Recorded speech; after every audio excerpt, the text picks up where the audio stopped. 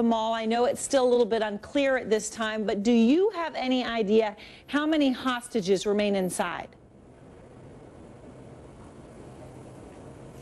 No, we don't. And in fact, the government here has been very tight-lipped when it comes to the specifics about the fate of the hostages in the last 24 hours. Earlier in the day, there was an explosion. We then saw a massive plume of smoke that really covered the sky here for hours. There were sporadic bursts of gunfire. Then the Kenyan government came out saying that they had control over the mall, but that there were an unknown number of gunmen that were possibly still inside, and no clear indication as to what may have happened to the hostages. The location that we're at, we're right around the corner from where the mall is, that a community center that has been set up as a makeshift triage center where people can come, and there have been volunteer groups here that have been trying to go in and gain access to clear out some of the bodies they believe to be inside, but they have not actually been able, they're telling us today, to access the building itself, Aaron. Arwa, before we go, we've heard reports terrorists were killing non-Muslims, letting Muslims go free.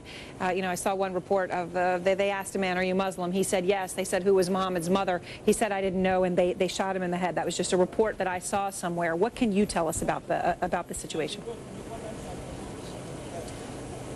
Well, we actually met a couple earlier today who were, in fact, a husband and wife, a radio presenter team, and they were, of all things, hosting a cooking show for children on the rooftop of the mall. The husband was describing how the kids were very happily chopping up their vegetables, making their dishes when suddenly the attack happened. They tried to gather all the children into a corner. He said that then the attackers deliberately threw a grenade at the location where they were taking cover. He stood up and began reciting prayers from the Quran. The attackers asked him if he was Muslim. He said, "Yes, I am." They asked about his wife. He said, "Yes, that's my wife." She was cradling their 8-month-old baby. She had actually had a bullet graze her in the head. She and the child were drenched in blood, and they managed to get away. And that's just one of the horrific stories we're hearing from some of the survivors out there, Aaron. All right, thank you very much, Arwa Damon, as we said, reporting live from Kenya.